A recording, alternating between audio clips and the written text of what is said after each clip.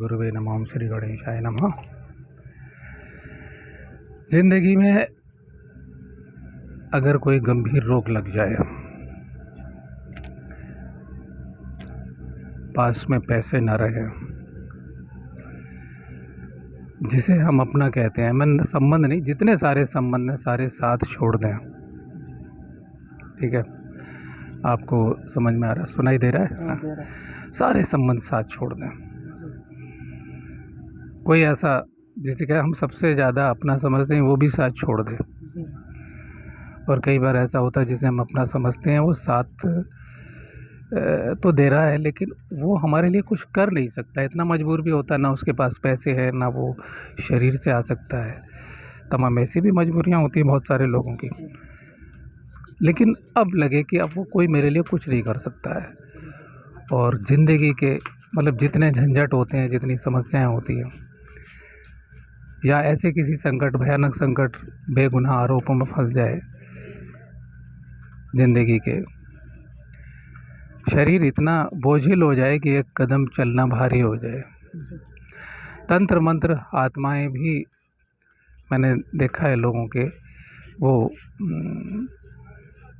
तन मन धन सब नष्ट कर डालती हैं, और उन्हें मानसिक रोग से लेकर के फिर शारीरिक रोग और गंभीर रोग, जो ऐसे रोग होते हैं जिन्हें डॉक्टर कह गए तो शारीरिक रोग है, वो उससे ग्रस्त हो जाते हैं। मान सम्मान नष्ट हो जाए, पैसा नहीं होता, रोजगार नहीं होता, तो आदमी का मान सम्मान भी नष्ट हो जाता है।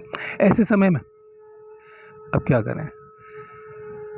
और बस एक शब्द काफ़ी है कि ज़िंदगी के अंधेरों से घिर जाए। मैं उन लोगों के लिए बोल रहा हूँ जिन्होंने, ऐसे नहीं है कि वो किसी का हक मार रहे हैं, किसी को सता रहे हैं, उन्होंने जीवन, हमने ऐसा लोग देखे हैं जो बड़े नियम संयम से रह रहे हैं और उनके साथ बुरा हो जाता है। तब हम सोचते हैं कि भैया ऐसा क्या? तो ऐसे ज़िंदगी के अंधेरों से वो घिर जाए। और या एक और, उसके लिए मैं नहीं कह रहा हूँ, मैं जिस मूर्ति की अभी बात करूँगा, मुझे लग रहा है यहाँ काशी के घाट पे श्रीमठ वालों का मंदिर है, श्रीमठ वालों की आरती लेट हो रही है क्या? मैं तो ऐसी गंभीर समस्या, तो हमने एक बार कह दिया कि ज़िंदगी के अंधेरों में घिर जाए जेल, रेल, कचहरी, अस्पताल, सारे दुख, भयानक समस्याएं, कोई चारों तरफ से कोई किरण रोशनी की न हो, तो ये हम अभी आए हैं यहाँ। और बड़े संघर्ष, आज शनिवार है, तो शनिवार है या नहीं है, चेक किया क्या? अच्छा, तो इतनी मैं भीड़ देख के समझा कि ये शनिवार ही होगा। तो दुनिया के लिए काल भैरव बाबा है, ऐसा लगता है कि व्यक्ति हैं, एक बाबा जी हैं, एक देवता हैं। लेकिन मैंने जो देखा है, और गुरुदेव श्री कपिल देव जी महाराज के चरण धूलि कृपा प्रसाद से एक कण मात्र से जो, और ज़िंदगी के जो मैंने और लोगों को ले जाके भी मैंने जो कुछ देखा है, जो जाना है, और मैं हर एक चीज़ें ठोस कहता हूँ कि हमारी ज़िंदगी बदल गई है। मैं भी ज़िंदगी के अंधेरों में घिरा था, और ये माना कि रोटी खाने लायक पैसे ना हो, और अपने ही शहर में हम बस, और क्या कहें, ये क्योंकि रिकॉर्डिंग है, वो अपने दुख तो किसको कहे जाते हैं? परम ब्रह्म परमात्मा से, जो हमारे, जिसने हमें पैदा किया है। लेकिन जीवन जब सब तरफ से, और एक और, मैं, बहुत सारे लोग मुझसे पूछते हैं कि भाई पंडित जी कि आप इतनी तरह की बातें करते हो, गुरुओं की इतनी परीक्षाएं बताते हो, इतने मानदंड बताते हो, तो हम क्या करें? ऐसा गुरु मिलना तो मुश्किल है। और मैं भी कोई आश्वासन नहीं देता कि मैं कहता हूँ कि मैं कोई ध्यान योग सिखाता हूँ। ध्यान की तो मैं बात ही नहीं करता, मैं बिल्कुल विरुद्ध हूँ ध्यान की बात के विरुद्ध में। मंत्र विद्या, योग विद्या, राजयोग, हठ योग, नाद योग, दुनिया भर के योगों की परीक्षाओं की बात करता हूँ हमेशा, और कुछ ठोस ऋषि मुनियों की बात करता हूँ। और ये कहता हूँ हमेशा कि प्रत्याहार, धारणा, सिद्धि, धारणा से पंच तत्व पे सिद्धि हो जाती है, शक्ति हो जाती है, अपने आप आएंगे, आप कभी कामना नहीं करते उनकी। लेकिन ये परीक्षा है कि हम तत्व सिद्ध में हो जाते हैं और अपराजेय हो जाते हैं। हम जितना कुछ मैंने बताया, जी जी है ना। इससे पहले को मैं मेरे अब रिपीटेशन ना करके मैं अपने श्रोताओं को यही कहूँगा कि जो मुझे सुनने वाले हैं मेरे पिछले वीडियो देख लें, आपकी समझ में आ जाएगा। तो ऐसे अंधेरे में कि गुरु की तलाश हो, असली गुरु की तलाश हो। कई दफ़े आदमी 4 गुरुओं के बीच में फंस जाता है, 5 के बीच में कि मैं इसे मानूँ या इसे मानूँ या इसे मानूँ।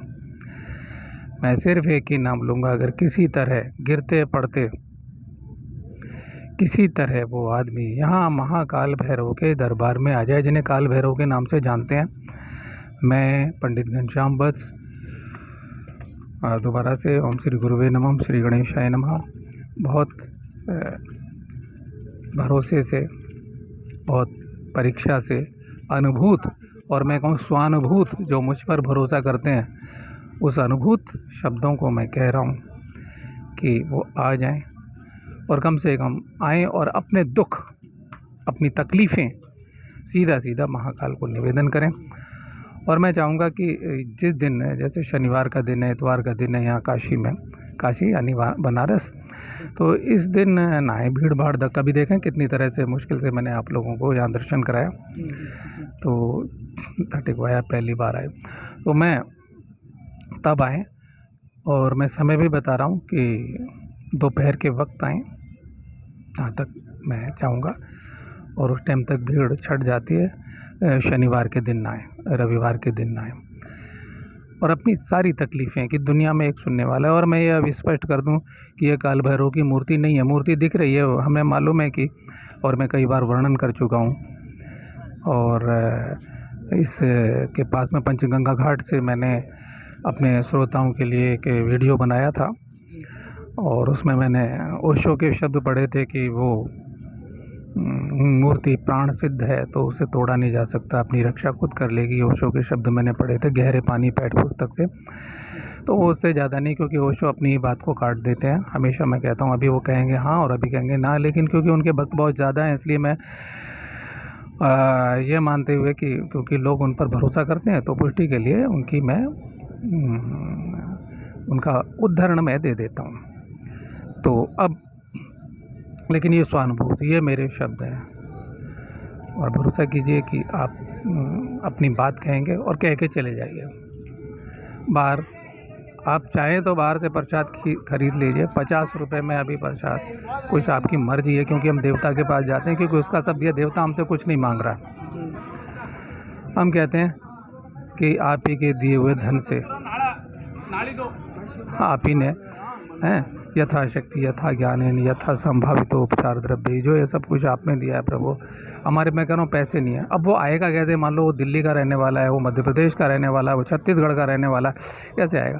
केवल कामना करे, प्रार्थना करे। लेकिन एक स्थान ऐसा है ये भरोसे का, और यहाँ मूर्ति नहीं है कोई, मूर्ति वाले जो ज़रा अव्यक्त सनातन ब्रह्म की जो बात करते हैं, निराकार ब्रह्म की जो बात करते हैं, मूर्तिवादी नहीं हैं जो लोग, तो उनके लिए मैं कहना चाहता हूँ कि मत मानिए। मैं कह रहा हूँ मूर्ति है, और मैंने कई बार तत्व विवेचन किया है कि हमारे शरीर का कण और मूर्ति का कण एक ही है। जितना चैतन्य है उतना चेतन वो, और जिन गुरुओं को नहीं दिखाई देता है तो अपनी दृष्टि सुधारें, चाहे वो कितने ही बड़े नाम क्यों ना हो, चाहे कबीरदास की बात हो, चाहे बुद्ध और महावीर की, और इन और भी तमाम सारे लोग हैं, तो इनकी बातें कोई कहे, चाहे मन चंगा तो कठवत में गंगा, कुछ भी कहता रहे कोई, तो उन्हें कम से कम अपने को तत्व ज्ञान, तत्व शक्ति जो गीता में कही गई है, या घेरण्य ऋषि जो कहते हैं, उसे देखना चाहिए। और जब दिन दृष्टि खुलेगी तो उन्हें बहुत कुछ दिखाई देगा, प्रत्यक्ष दिखाई देगा, उन्हें काल ज्ञान भी होगा। मेरे से तुलना मत कीजिए, मुझे कुछ नहीं आता, मैं हमेशा फिर कह देता हूँ, मैं एक साधारण आदमी हूँ।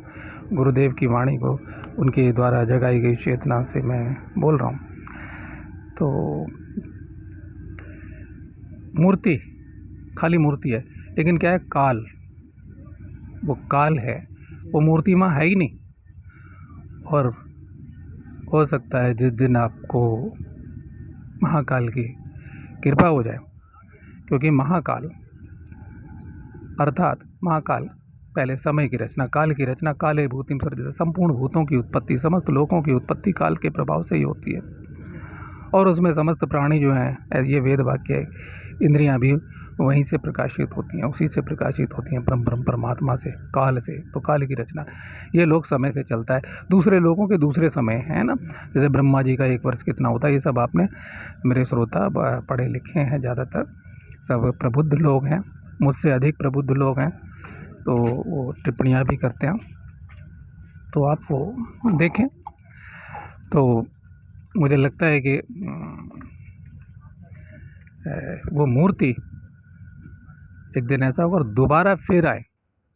मैं हमेशा कहता हूँ एक बार नहीं आए, एक बार दोबारा आए, और दोबारा भगवान जब आपका कल्याण करेंगे, आपकी ज़िंदगी के अंधेरे छांट देंगे, अंधेरे दूर कर देंगे, तो आप खुद ही आ जाओगे।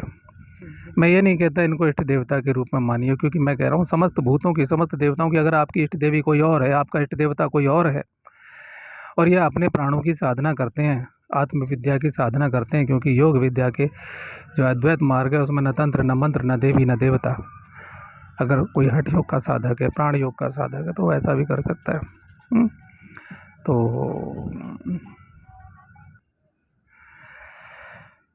तो वो मूर्ति नहीं होगी।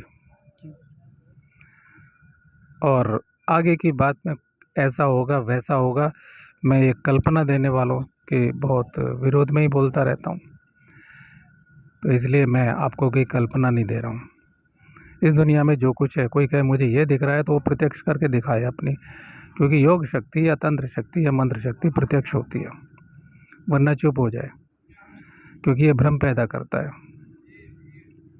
ये मैं अपने लिए कह रहा हूँ और अपने से जुड़े लोगों के लिए कह रहा हूँ, जो मुझ पर भरोसा करते हैं। मैं सबके लिए नहीं कह रहा हूँ, ढोंगियों की, बाबाओं की, वो लोग भी हैं जिन्होंने गेरुए वस्त्र परम परमात्मा के लिए धारण किए हुए हैं, उनके श्री चरणों में प्रणाम है। उसमें महिलाएं भी हैं, पुरुष भी हैं, वो लोग भी हैं जिन्होंने गेरुए वस्त्र अपने हवस को और अपनी वासनाओं की पूर्ति के लिए, धन ऐश्वर्य और स्त्रियां पाने के लिए किए हुए हैं। तो दुनिया में सब प्रकार के लोग होते हैं, सब प्रकार के लोग होते हैं। तो मैं आदर करता हूं उन लोगों का, और मैं ये कहना चाहता हूं, जिसने दूसरों के हक मारे हुए, या जो गुरु के द्वारा शापित है, या गुरु दक्षिणा जिसने नहीं दी है, वो जन्म जन्मांतर के लिए उन चक्रव्यूह में पड़ जाएगा, दुर्दशा को प्राप्त होगा, भी मौज लेगा, हो सकता है जीवन के एंड तक मौज लेवे। हमारे यहाँ, क्योंकि अहो धौम्य उपाध्याय के जो 3 शिष्य हैं, वो महाभारत के चैनल में हमने बोला है, उसे आगे की कोई गति नहीं मिलनी है, ऐसी जगह के लिए दुर्दशा को ही प्राप्त होगा। यहाँ क्षमा नहीं। अभी हम कहाँ गए थे? बाबा विशुद्धानंद के पीठ पर गए थे। वहाँ क्या लिखा हुआ था? उस अनुशासन का जो मंडलीय शासन प्रबंध है वहाँ, और लगता है अभी कोई प्रशासन वहाँ चल रहा है।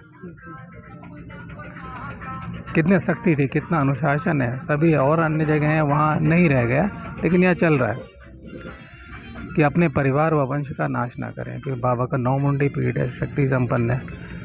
तो ऐसे यहाँ ये जो मैं बता रहा हूँ, चमत्कार शब्द का मैं प्रयोग नहीं कर रहा हूँ मेरे प्रिय श्रोताओं, लेकिन जिसके मैंने देखा है ऐसा उन लोगों को कि जिसने अबोध बालक की तरह आया, गुरु चरणों में बैठा है, ABCD योग विद्या की साधना, ABCD नहीं आता है, उसे चेतना की, शक्ति की, योग की कुछ अंश मात्र, जैसे होता है ना स्पार्किंग, जैसे एक लाइटर होता है, स्पार्किंग करता है और वो गैस जल जाती है जरा, तो जरा सी कुछ स्पार्किंग होकर वो समझने लग जाए कि अपने को स्वयंभू भगवान हो गया वो। मैं तो आज भी शिष्य हूँ, शिष्य बनने की कोशिश कर रहा हूँ, और यही मेरा संदेश है। तो उसे गुरु की प्राप्ति हो जाएगी। मेरे श्रोताओं, मुझे लगता है आप लोगों ने, कई लोगों ने मुझसे कहा है कि आखिर में क्या करूं। भरोसा है, मुझ पर भरोसा किया हुआ है तो करके देख लीजिए, मैं कुछ नहीं कह सकता। और आपको अपने अंतर चेतना में गुरु स्पष्ट हो जाएगा, लेकिन गुरु के पास जाना पड़ेगा। ये जिन लोगों ने ऐसा कहा गुरु चल के खुद आएगा, रामकृष्ण परमहंस के पास तोतापुरी में रामकृष्ण परमहंस और फलाने परमहंस, इन लोगों को नहीं मानता हूँ मैं। 5000 साल पुरानी कलयुग वर्ष है, कलिवर्ष चल रहा है, जहाँ से जो ओरिजिनल लोग हैं, असली लोग हैं, जिन्होंने मौलिक धर्म दिया है, अध्यात्म दिया है, धर्म नहीं अध्यात्म दिया है, मैं उनकी बात करता हूँ। वहाँ शक्ति पहले है, कुछ भी करेंगे तो शक्ति उद्भूत होती है कि मेरी सांस ही शक्ति है। ये मच्छर उड़ रहा है तो ये शक्ति से उड़ रहा है। पता नहीं है जो बाद वाले गुरु हुए इन्होंने अपना धंधा चलाने के लिए जितने बड़े नाम है वो शक्ति से इनकार करते हैं। फिर जीवन तो शक्ति के साथ चल रहा है। ठीक है, तो बहुत सारी और कुछ है। मैं रोकता हूँ 1 मिनट। आप सामने आ जाओ, इधर आ जाओ ना, मेरी बात सुनो। सुनाई नहीं दिया तो मुझे बता दो आप। मैंने कहा कि ये मूर्ति नहीं है जी मूर्ति दिख रही है, और लोगों के लिए मूर्ति है जी है ना। जी यहाँ और लोगों के लिए मूर्ति है। जी ये पंडे पुजारी दूसरे आ रहे हैं सब, जी और इनने बहुतों को लाभ होता है। जी और ये और जो आप लोग बहुत सारे लोग जो ग्रस्त बाधा से ग्रस्त हैं, जी यहाँ झाड़ते रहते हैं लोग, हैं झाड़ रहे हैं ना, यहाँ पे हाँ, एक भस्म लगा रहे हैं ना, बहुत सारे लोग झाड़ते हैं। और कई बार छोटे मोटे जो बाधाएं हैं वो तो इनके झाड़ने से ही झड़ जाती हैं। जी अब लेकिन बड़ी बाधाएं, जैसे मैंने कहा कोई तांत्रिक की आत्मा घुस गई किसी के अंदर जी जी और मरने के बाद या कुछ है, अब वो भी महाकाल भैरव का ही साधक हुआ, तो हो सकता है। मैं जितनी विराट बात कर रहा हूँ, मैं जी अनंत ब्रह्म की या परम ब्रह्म परमात्मा की विराट शक्ति की बात कर रहा हूँ। जी ये लोग कहेंगे भैरव बाबा, और 52 भैरव स्वरूप है ना। मैं हमेशा मुख्य भैरव उसमें से 12 हैं जो मैं कहता हूँ 52 में भी। तो ये जो है मैंने ये कहा कि वो मूर्ति सब लोगों के लिए हो सकती है, लेकिन जो चैतन्य का साधक है जी वो जो है उसे अवश्य कुछ दूसरा दिखाई देगा, और उसे दोबारा आएगा तो दूसरी बार कुछ और होगा। जी और मेरे इस वीडियो को देख करके अगर कोई मेरा सुनने वाला जो मुझ साधारण आदमी पर शुरू से लेके आखिर तक मैंने कभी अपने बारे में कुछ नहीं कहा, मैंने ये साधना की, मैंने वो साधना की, कोई बड़ा या अपने कोई अनुभव आज तक नहीं बताए। बड़ी ताज्जुब की बात है, जो लोग अपने कल्पना में बताते हैं हम सिद्धाश्रम चले गए, ज्ञानगंज चले गए, फलाने को देखा, अवतार बाबा, फलाने बाबा, ढिमके बाबा, इन सब को देखा, उनके हज़ारों फॉलोअर्स हो जाते हैं। अरे मेरे 4 आदमी में मैं तो कहता हूँ आश्चर्य की भांति कोई उस तत्व को सुनता है। आप लोग अगर इतने भी मुझे सुन रहे हो तो बड़े आश्चर्य की बात समझता हूँ मैं, क्योंकि मैं कोई अनुभव की बात नहीं कर रहा। लेकिन अगर कुछ हो जाए, दिख जाए, ज़िंदगी बदल जाए तो ज़रूर मुझे भी टिप्पणी से बता दीजिएगा। फ़ोन तो आप लोग करते ही हैं, और उस टिप्पणी से हो सकता है आपकी दूसरे लोग भी पढ़ते हैं तो कोई प्रेरणा मिले। बहुत सारी शुभकामनाओं के साथ पंडित घनश्याम वत्स, आज 25 मार्च 2023 को, और इस समय हम बैठे हैं 9:25 रात्रि के हुए दुर्गा घाट की सीढ़ियों पे मैं बैठा हूँ। शुभमस्तु, नवरात्रि है, और अभी दूसरा भाग 2 शब्द में नवरात्रि पे बोलता हूँ, लेकिन ये वीडियो लंबा हो जाएगा। मैं चाहता हूँ नवरात्रि का अलग विषय और मैं भी बोलता हूँ।